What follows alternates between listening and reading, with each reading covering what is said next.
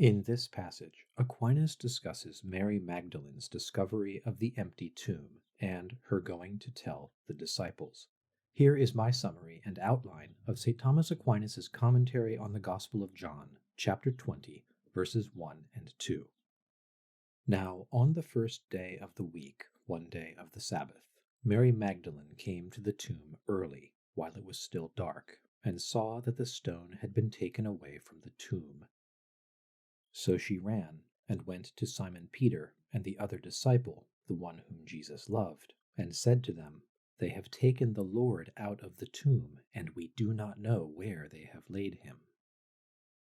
We note four things about Mary Magdalene's discovery of the empty tomb. First, the day of the week. It was one day of the Sabbath. Matthew's Gospel speaks of the first day of the Sabbath, but John says one day of the Sabbath. This is because John is speaking of a mystery, for the resurrection marks the first day of a new creation. Second, who discovered the tomb empty? Mary Magdalene came to the tomb.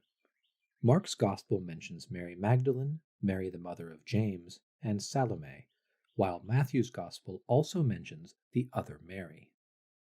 St. Augustine tells us Mary Magdalene is mentioned here because of her special love for and devotion to the Lord. Third, the time of day, early, while it was still dark. Mary came to the tomb as soon as the Sabbath was over, before daylight, so great was her love for the Lord. Mark's Gospel tells us the women came very early after the sun had risen. The solution to this discrepancy is that Mark was referring to the break of day, when the sun had risen but had not yet appeared in the sky. Fourth, we are told what Mary saw.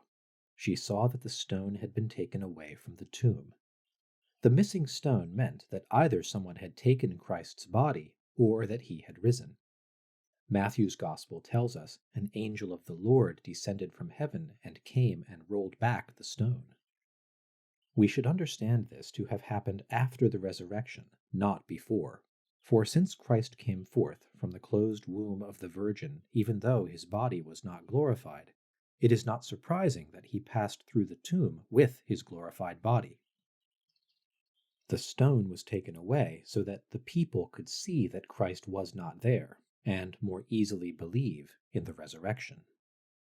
Next, the evangelist tells us to whom this news was reported.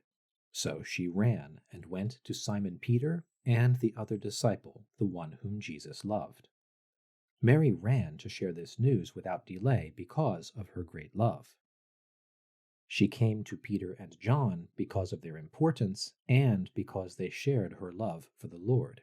She came that they might either look for Jesus with her or share her sorrow.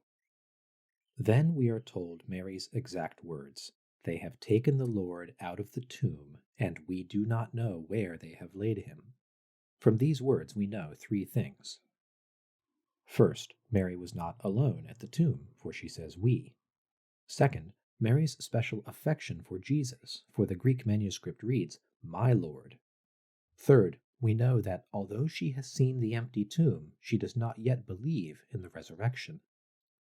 This reveals a further meaning of the words, "it was still dark," referring to the darkness of doubt.